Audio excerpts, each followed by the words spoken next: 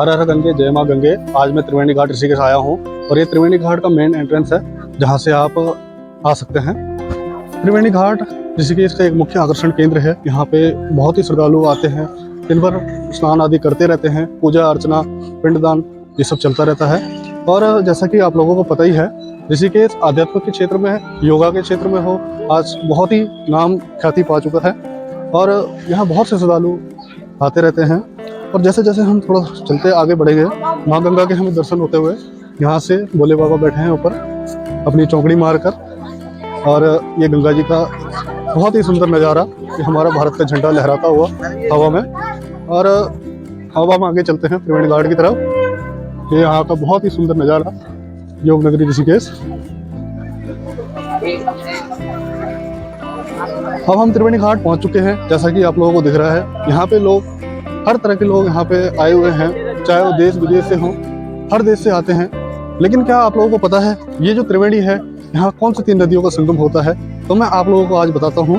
यहाँ गंगा, यमुना और सरस्वती 3 नदियों का संगम होता है, जैसा कि आप लोगों ने सुना ही होगा, आप लोगों को पता ही होगा। और ये यहाँ कृष्ण अर्जुन को उपदेश देते हुए, यदा यदा ही धर्मस्य ग्लानिर्भव भारत अभ्युत्थानाम धर्मस्य तदात्मानां सृजम्यहम्, ऐसा भगवान श्री कृष्ण ने कहा था। तो उसी का उपदेश देते हुए, गीता का उपदेश देते हुए भगवान श्री कृष्ण ने कहा था, मैं सारथी बनूंगा, मैं अस्त्र शस्त्र नहीं जलाऊंगा लेकिन तुम्हारा सारथी बनूंगा। तो इसी को देखते हुए तो हम आगे की तरफ बढ़ते हैं। यहाँ पे हमारे भोलेनाथ माता पार्वती सिंह की सवारी करते हुए बैठे हैं। यहाँ हमारे भोले बाबा ने पौराणिक कथाओं के अनुसार अगर हम माने तो, जब भागीरथ जी ने घोर तपस्या करी, सालों साल तपस्या करी, तो फिर उनकी तपस्या से खुश होकर माँ गंगा धरती पे आई। जब धरती पे माँ गंगा आई तो उनका वेग बहुत ही ज़्यादा था, उनके वेग को संभालना नामुमकिन सा होने लगा। तब हमारे भोलेनाथ, जो कि बहुत ही भोले हैं, उन्होंने उनको अपने मस्तक में, अपनी जटाओं में दिया, जिससे माँ गंगा का वेग, और आज हम उनके दर्शन कर पा रहे हैं। तो ये सुंदर सा नज़ारा त्रिवेणी घाट में, जो कि ये दर्शाया गया है, इस तरीके से भगवान ने माँ गंगा को अपने जटाओं में धारण कर रखा है और साथ में माँ पार्वती बैठी हैं।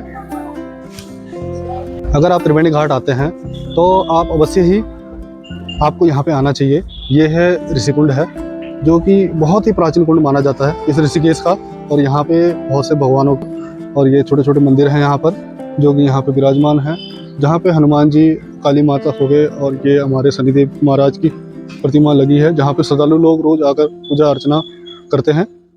और ये ऋषिकुंड के अंदर हम प्रवेश करते हुए, ये ऋषिकुंड बहुत ही खास माना जाता है। इस स्थान का वर्णन स्कंद पुराण के केदार खंड के अध्याय 113 के श्लोक संख्या 77 से 82 तक के वर्णन में यह स्थान कुंजावर क्षेत्र के अंतर्गत प्राचीन काल में यहाँ ऋषि गालब ने भगवान नारायण की तपस्या की थी तथा वरदान में श्री गंगा यमुना प्रकट हो और गंगा से मिलती रहे। ये वही स्थान है जहाँ पे यमुना जी गंगा जी से मिलती हैं और बहुत ही अच्छी जगह है, ये बहुत ही शांत जगह है। यहाँ पे रघुनाथ जी का मंदिर है और यहाँ पे आप बैठ के मछलियाँ वगैरह देख सकते हैं। अब जगह है, यहाँ मछलियाँ तैरती हैं, बहुत मनोरम दृश्य है, शांत है, शांति का अनुभव होता है। आप यहाँ थोड़ी देर बैठ के त्रिवेणी घाट अगर आते हैं तो उसके बाद आपको ये मेरिन ड्राइव आस्था पथ में जरूर आना चाहिए। यहाँ बहुत ही अच्छी कलाकारियाँ और बैठने के लिए बेंच वगैरह आपको मिल जाएंगे और यहाँ पे बहुत ही सुंदर माहौल। और ये आस्था पथ मेरिन ड्राइव बहुत ही सुंदर नज़ारा है। यहाँ बैठकर आप ठंडी ठंडी हवाओं का लुत्फ ले सकते हैं अगर गर्मियों के दिन है।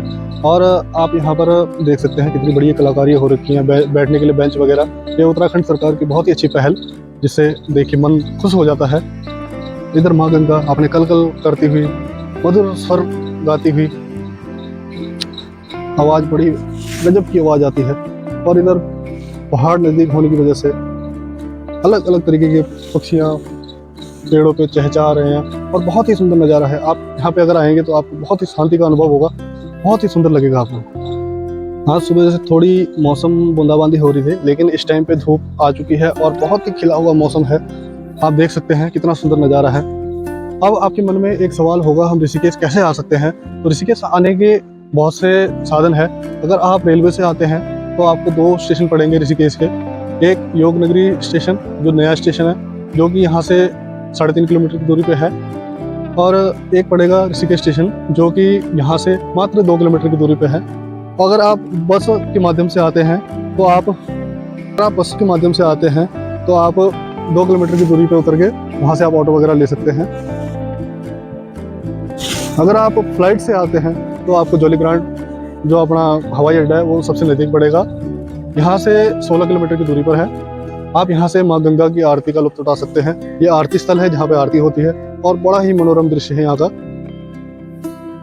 ये थी ऋषिकेश के बारे में जानकारी। आप लोग को मेरी जानकारी कैसी लगी? अगर आपको जानकारी अच्छी लगी तो कृपया लाइक शेयर कमेंट जरूर करें, और आने वाले समय में मैं और वीडियोस लेके आता रहूँगा। मेरी इच्छा है पूरे भारत दर्शन की। अगर आप लोगों का साथ मेरे साथ बना रहे तो मैं आगे भी इस तरीके की वीडियो बनाता रहूँगा और आगे और जगह एक्सप्लोर करता रहूँगा। Thank you.